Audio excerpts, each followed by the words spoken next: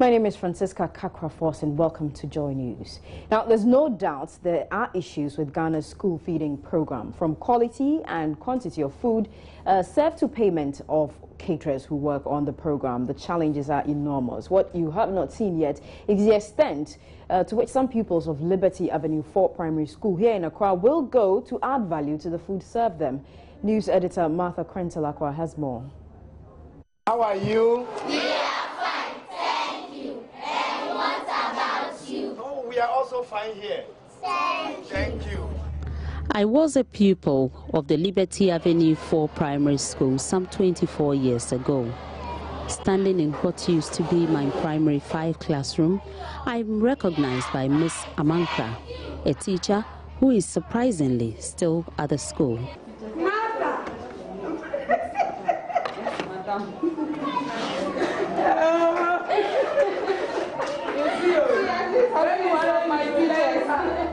This room still houses primary 5 pupils, but something has changed. The class is highly congested now. And that is not the only change. The children now benefit from the school feeding program.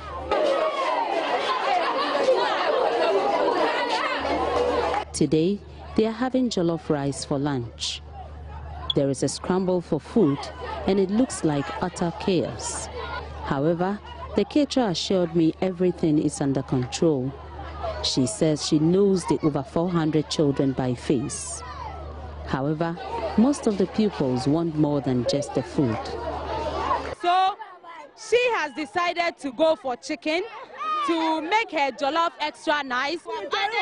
Added spaghetti and fish to your food. Yes. Why? Oh, because they don't give us fish or meat.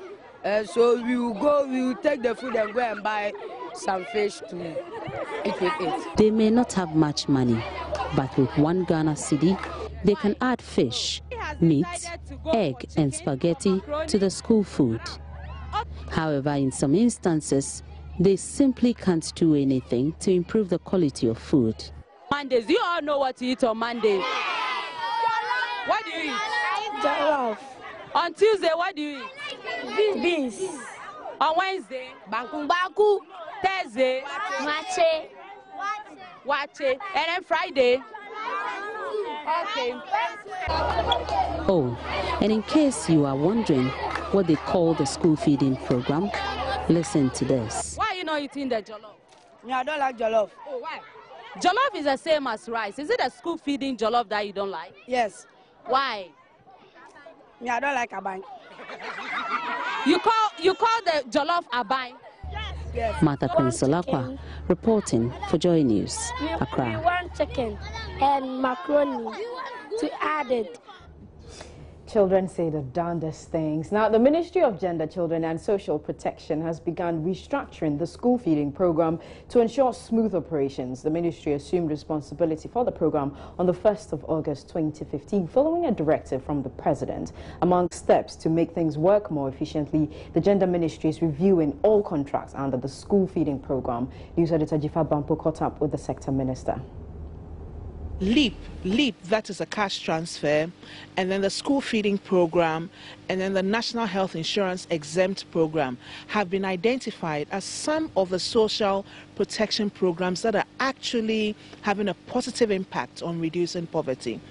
There was therefore a need to coordinate these programs more closely, and the presidency and government realized that it would be better if the school feeding program was transferred to the Ministry of Gender, Children and Social Protection, basically because of our new mandate in terms of social protection. So that was what occasioned the transfer from local governments to the Ministry of Gender, Children and Social Protection. Now, we're looking through a statement coming from your ministry, and one of the things you're seeking to do is to restructure the program. Why?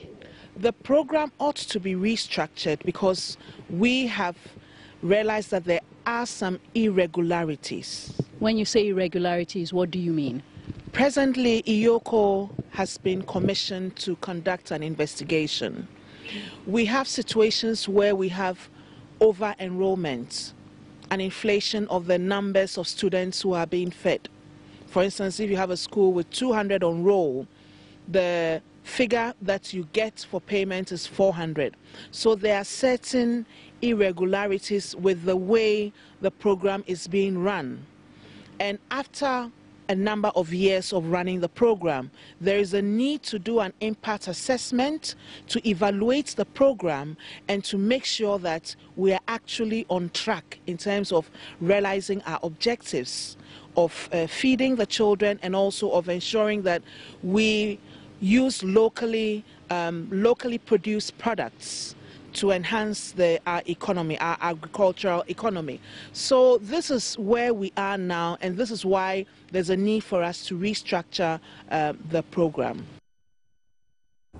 Civil society organization African Development Program has welcomed the takeover of the school feeding program by the Gender Ministry. Director of Programs Charles Othniel Abbey says there are, however, major concerns with the timing and the implementation of the review program. He warns academic work could be hampered.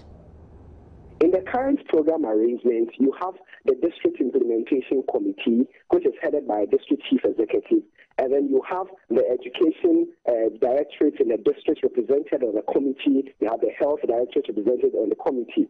One would have expected that if technology has been used very well in terms of enrollment and recruitment, then the problem of over-enrollment of beneficiary schools onto the program would not have been a problem.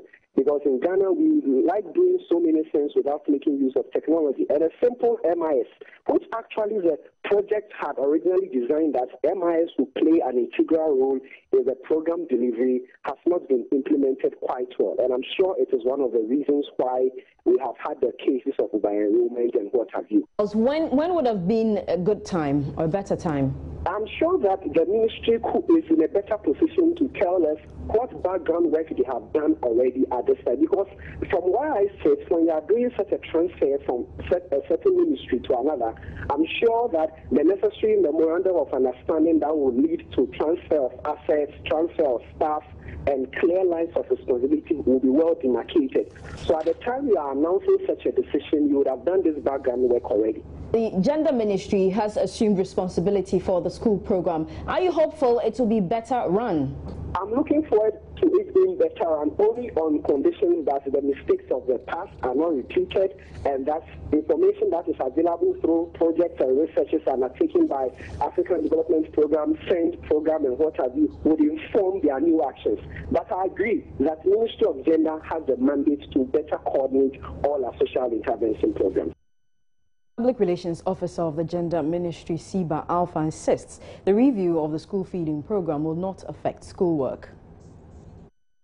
There's a rapid audit going or ongoing in the activities of the program that are concerning enrollment figures and then the number of schools that are benefiting from the program. And as part of the review, we are also going to ensure that the funds, disbursement of funds to caterers will be electronic. We are going to use electronic mode of payment to the caterers so that we are able to ensure that we keep waste, and then we know that the number of children that are fed on a daily basis.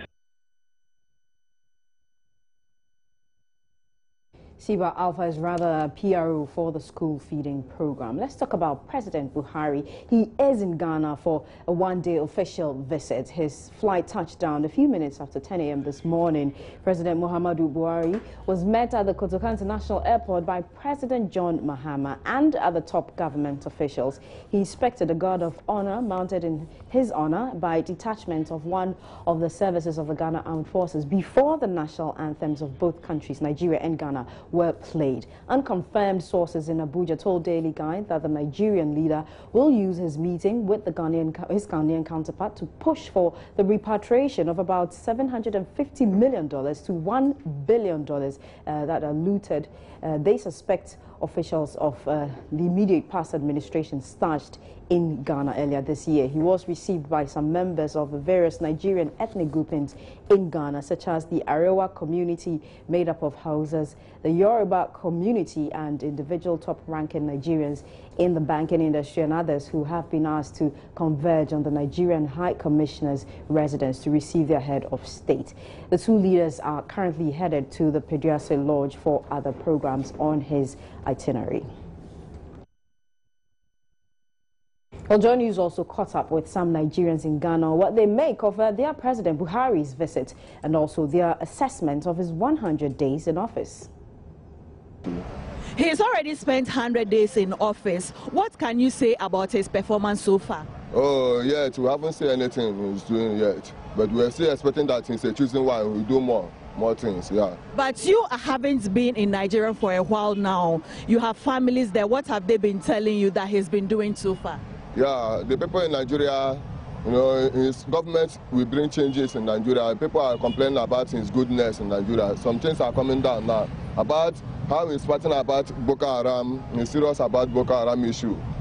The encourage he gave the youth, and they believe in him, the boldness and the work he has been doing now, even the 100 days in office. We hear call from Nigeria, there is light 20 hours, inside 24 hours. Even now, Nigeria is just more better than Ghana now, because in any country there is light, things will be going fine there. So people think that he will not do well. People think that he's coming to destroy Nigeria.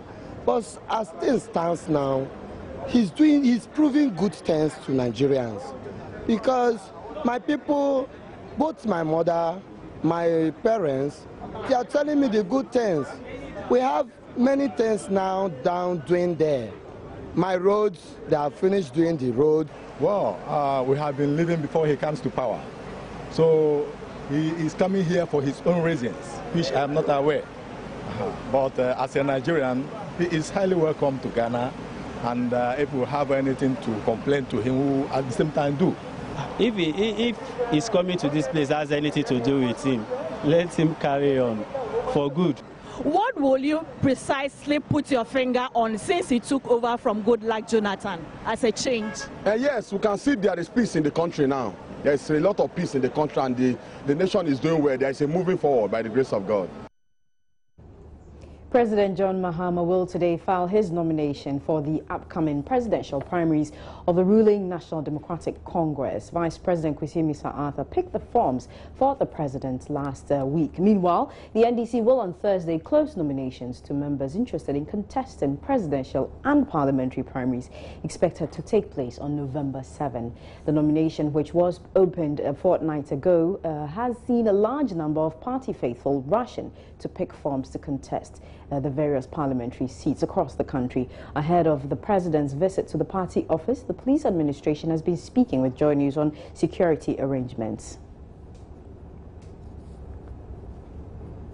Yeah, we are fully aware about the president's filing his nomination at the NDC headquarters at Adabraka today from 3 to 5. And we envisage some crowd movement or crowdy situation. Because of that, we have put measures in place to ensure that traffic still flows, and motorists and the general public who have business to do at various parts of Accra are able to do so. Once again, we are not blocking a route, but we are putting arrangements in place. Personnel of the service will be put at vantage points to assist motorists. There could be times that you get to a point that police will ask you to veer off the road and use a diversion. When it occurs like that, we crave on your indulgence, the indulgence of the general public. We crave the indulgence of the general public to bear with us, and that we shan't do anything to unduly inconvenience the public, and that the police will be on the ground to manage the situation. I don't see this as an official event, and albeit it has come at quite a good time, the filing of the nomination will be done around 3 to 5. We are yet at 10:15. It has come at quite a good time enough for people to make arrangements, and this is a situation where we are not blocking roads, in which case we needed to send an advance information to the general public Although, as it comes, it is still advanced information. Looking at from 10 to... You say it's not official. How unofficial is this? How official could it have been? Oh, as far as your services are concerned, it isn't. You are not just called out of the blue to offer. Yes, I mean the event itself is not a state function or something of the sort. It is the president moving to his headquarters, party headquarters, to pick. His movement is such that it can impact on the general public. That is why we are letting the general public know that we can envisage some crowd situation. And although it's a kind of limited function that the president is performing, that can still impact upon the public, movement of the public. And so we deem it expedient to let the public know that this will be happening, and it could create some congestion, and that they should bear with us, and that police are on the ground to ensure that they limit the inconveniences as much as possible in order not to unduly delay travelers and motorists. And so police will once again be there to guide them as to where to park. You see, if it were something like an official function, then you can envisage the crowd out to be there, and you could have put measures in place. But this is pseudo private function. But we still think that it can raise some crowd that can impact on movement of the general public, and so there's the need for us to come out to forewarn the public and to call for their cooperation. Okay. And how long do we expect? You're watching Joy News today with me, Francisca Kakrafos. We'll bring you more stories right after this break.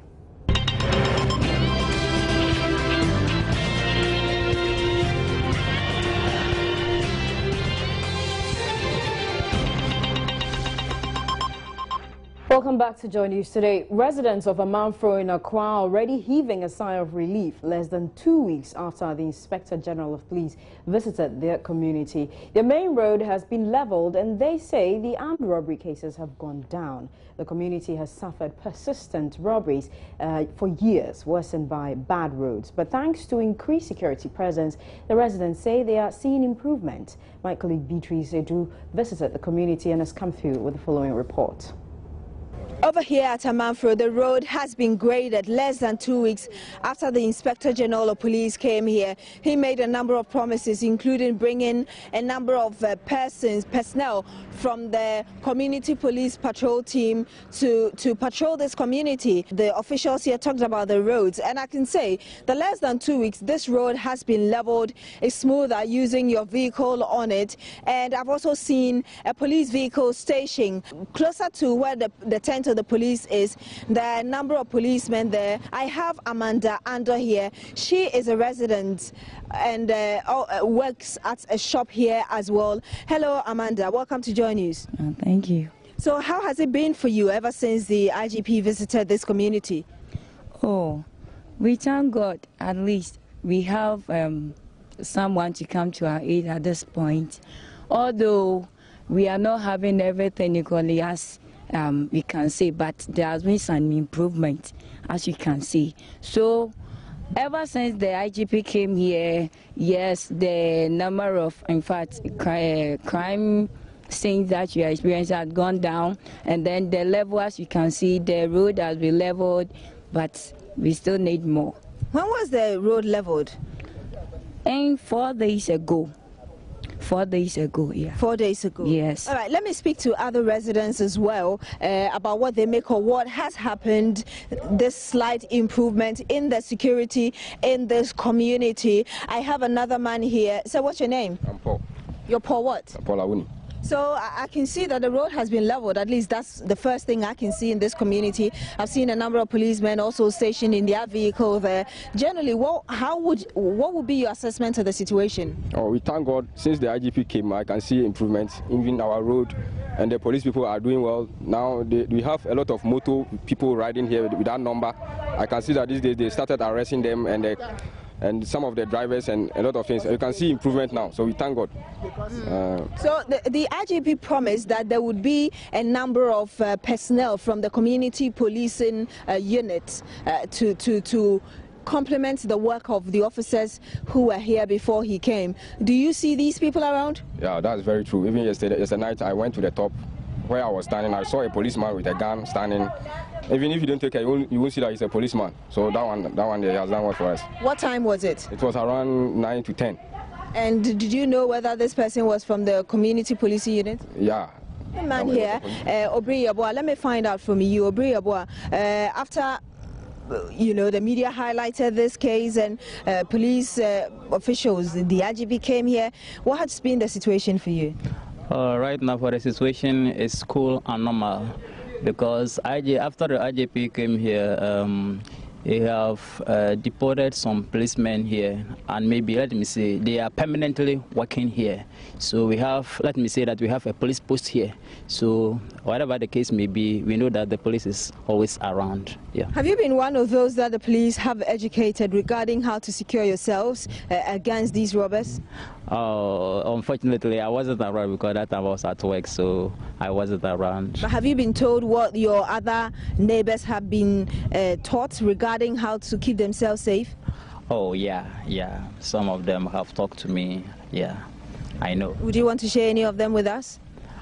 Okay. One of opinion leaders had a meeting with us and told about us how the police is keeping the security over here, and we have been taught a lot that when there is a situation, how to comport ourselves and how to contact the police and a whole lot of things. So I think right now we are okay. Some landlords at Sector 4 of Millennium City in Kaswan have expressed their displeasure over the death of one person during a demolition exercise there last week. In a meeting with the Fete Zongo chief, a leader of the community formally registered their displeasure with the recent happenings. They accused the CEO of 21st Century of being behind the demolition. The chief of Fete Zongo said nothing has been done about the situation and gave government a 2-week ultimatum to solve the problem, or they will take the law into their own hands. If it is enough word to go into the mind of the president, he will come down to the root. He's not above us. The president is no more than us. He doesn't own Ghana. Asma doesn't own Ghana. The president is no more than a person to come down to us and talk to us. We are not listening to anybody.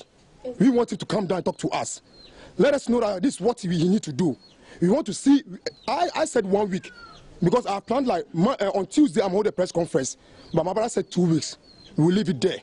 That 2 weeks we will hold a press conference. After the press conference we will advise ourselves. And we mean it. We reported this was the first time. As I said, it started a decade ago. Nothing has been done. We went to the police station, we reported the issue, they called him and advised him not to go there. But just because the police wasn't by his side, he took the military there because they were stupid enough to go there. We know a badge, no car number plate. And what I was shocked about is, if really, I don't know whether they are rebels, they are Ghanaians, they are not Ghanaians, they are soldiers or not, I don't know. But this is what I want to ask. If truly the government of Ghana or the police force works, why didn't they put those people behind the bars and let the commander come down and identify them whether they are true soldiers, because they don't have any crest to show that they are soldiers. The car has no number plate, so what shows they are soldiers? They should have been detained for their commander to come down to see whether they are true soldiers or not, but none of this have been done. We heard that some of the military. Meanwhile, DC for Kaswa, Manfrom Nuhu Adams, who has oversight responsibility for Millennium City, says they will hold a DISEC meeting today over the issue. And right now, we understand there's been an arrest. One person has been arrested over fake certificates at the University of Cape Coast. We are joined on the phone lines by our correspondent, Richard Kojonyako. Richard, what more can you tell us? Well, thank you. The person's name is Dr. Sam. He uses Dr. Sam. On February 25, 2015, he advertised in the Daily Graphic seeking applicants to come under his scholarship, and he says that the scholarship is in partnership with some European community who have put up together to give scholarships to needy, brilliant and talented students. And so it was advertised in the daily graphic. Some parents relied on these adverts and then applied for the scholarship. And those who applied had aggregate first and aggregate 14. And what he does is that when they apply like that, he swaps their results with people who had aggregate 64 and beyond. And so they use the names of these persons to gain admission. What led to his arrest was a daughter of a certain man who never applied to the University of Cape Coast, saw the university admission list that her name was in it, the grades and everything that she secured at the senior high school level had been there. And so he made a call to the University of Cape Coast and said that my daughter never applied to the university. How come that you have given her some admission? And so they inquired and then moved that person out. The person assisted mentioned the name of the who is based in Saturday. They mentioned the name, and then together with the police, they went and accosted. Richard, I know it's too soon, but what more information do we know about this Dr. Sam? Is he a lecturer there? Who is he? He's not a lecturer. He has a company, and the company's name is Ash Gold Company, and it's based in Saturday. And he has a specialty in taking results and then also taking university degrees. What he does is that he invites these applications from students and parents also apply. When they do that, he has a software, and the software will just place the picture of these people who got aggregate 24 and beyond, place them on the results slip of these people who had better grades. And so that is what he has specialty in. Very well. According to the director of academic affairs at the University of Cape Coast, they've been on the trail of this man for the past 2 years. Anytime that he attempts arresting him, he eludes them. And so he is very sophisticated. And so it was through this lady that he got to arrest the man. Richard, are you able to tell us what they're going to charge him with and when he'll be arraigned? Well, the man was arrested on Friday, and because he cannot be placed in custody for that long, the man was given bail and with some security. And so he's expected to appear before the University of Cape Coast Police Station, who will intend charge him. And so the charge hasn't been given him yet. He's waiting for the charge, and then he will be prosecuted in the court of law. But I understand that he has already a case pending at the university, but he absconded. And so now that they've got him, I am waiting for the police to see the actions they will make up to the Okay, we'll see how that pans out. That's Richard Kojonyako from the Central Region. The much-anticipated annual gospel event, Adum Praise 2015, which was scheduled for September 12, has been postponed indefinitely. The postponement is as a result of the inability of the headline artist, Hezekiah Walker, to travel to Ghana because of ill health. The international African-American gospel music star was expected to arrive in Accra on Friday, September 11, ahead of the show the next day. But his managers say he has been hospitalized following a short illness and won't be able to make the trip. A new date will be announced in due course. Management of Multimedia Group apologizes for any inconvenience this has caused. Fortunate development is happening to the event, which is our main act, Bishop Hezekiah Walker, has been taken ill. He was hospitalized last Friday, which makes it impossible for him to be in Accra this weekend for the concert. In view of this, we are having to postpone the event. A new date and venue will be communicated as soon as practicable. We want to take this opportunity to apologize sincerely to our patrons and all stakeholders for this development. Those who have already purchased tickets for the event are being advised to hold on to the tickets. The event will come on, but obviously a new date and at a new venue will be communicated later. You're still watching Joy News today. Let's take a break right now. We'll bring you business.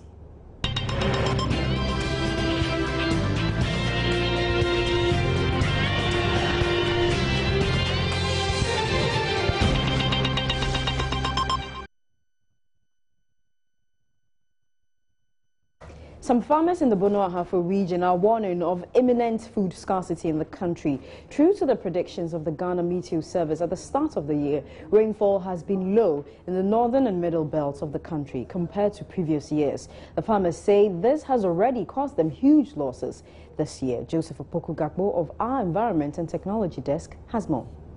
I grow cashew, yam and cassava. We have prepared our land. We are waiting for rains. Normally the minor season one should have been planted in August, but in September we have not got the rains yet. If you get the rains and you start, you plant. When the plants are going to flower and give fruits, then the rain stops, so we couldn't even make any yield. Gladys is a farmer in Techiman.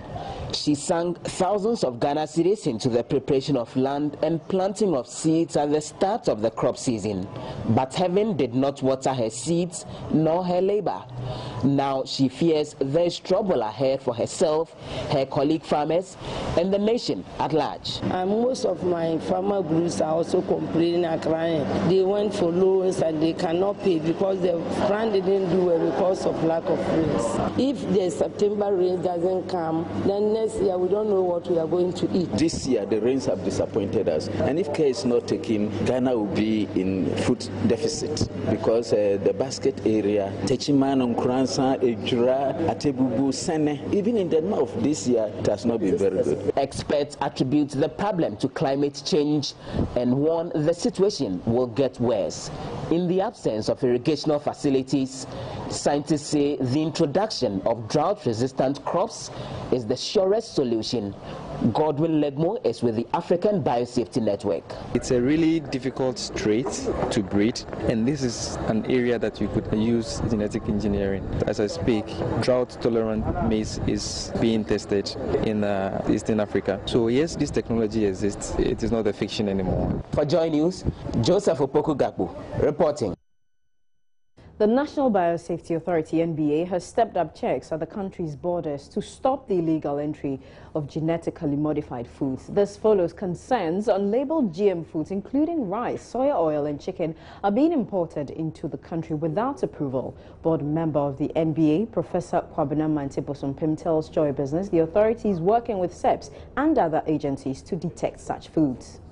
Now with our regulatory framework developed and our regulatory system in place and our law in place, now the National Biosafety Authority, working together with the Food and Drugs Authority and other regulatory agencies, the Standards Authority and name it what, have been able to now also come up with a system of now checking anything that comes into the country, whether it has genetically modified or a modified gene, will be detected and dealt with appropriately. Now those that are already in the country, because it's true that some products of such nature could have come into the country already because there was no regulation in the past. So those products that had come into the country previously, now it is a more like a mopping up exercise.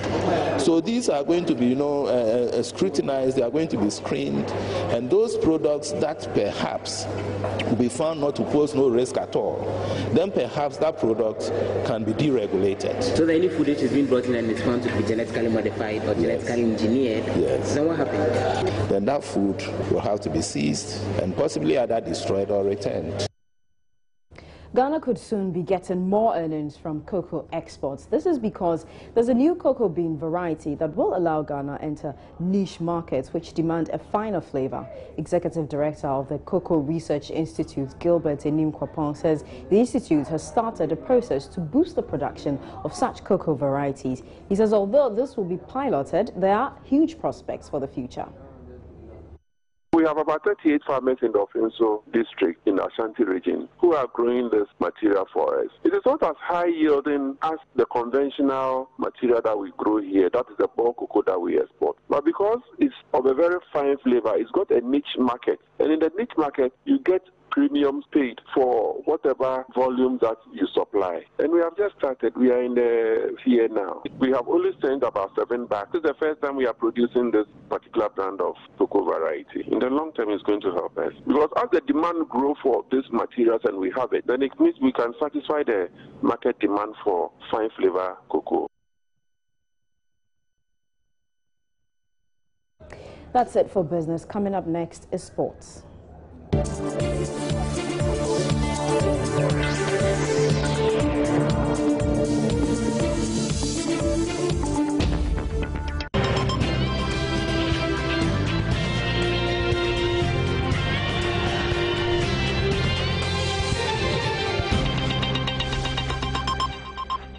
Time now for entertainment news. We're joined in the studio by Gladys Osei Oredu. How are you doing? I'm fine. I hope it was a good weekend for you. Yeah, good weekend. Lots of work, but it was a good weekend. Yeah. Fill us in on the stories today. You're talking about Kweku Bonsam and his music. He says, one, his music was inspired by the gods, but he's doing the music because he wants to win awards.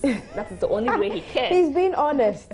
I mean, he's straight to the point. But let me give everybody the details. So, fetish priest turned musician Kweku Bonsam, who now wants to be affectionately called K Bonsam, says he's going into hip-hop music because he believes that is the only way he can also win an award in Ghana. Speaking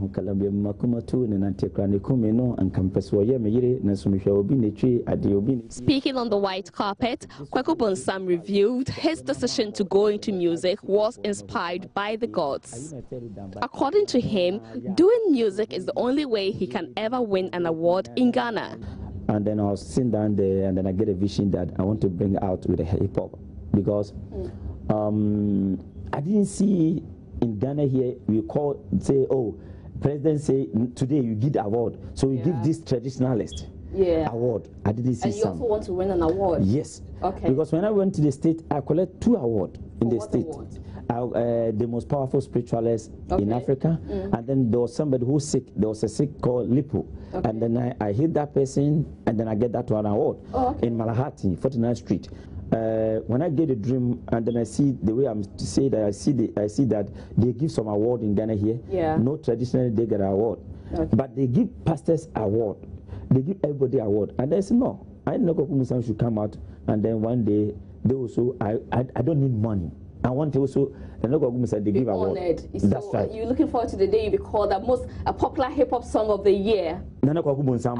And then you see that award that day nobody will sleep. What would you say? Kweku Bonsam has also attempted gospel music before. He explains how come he could not survive with it. The gospel, that time the pastors are warning me too much. Why? They are always insulting on radio station, televisions. They insulting Kweku Bonsam. I say, okay, no. Give us one track from your gospel album.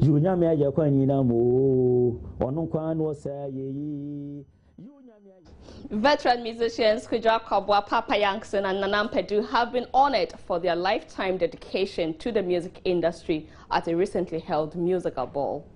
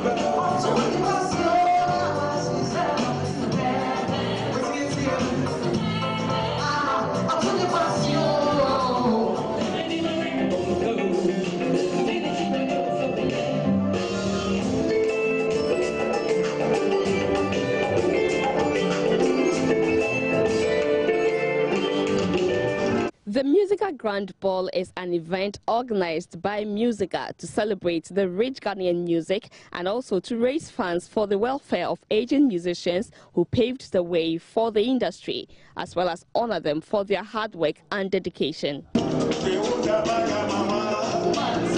The event, which took place inside the banquet hall of the State House in Accra, saw the President, John Mahamas, and some other high-profile personalities in attendance. The Musica Grand Ball honored 3 personalities on the night in recognition of their contributions to the development of the music industry in Ghana.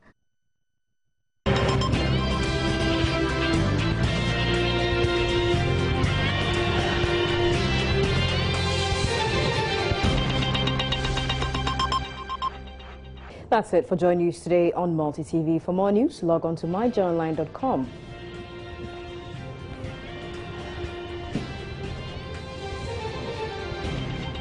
Thank you very much for your company. I'm Francisca Kakra-Forson.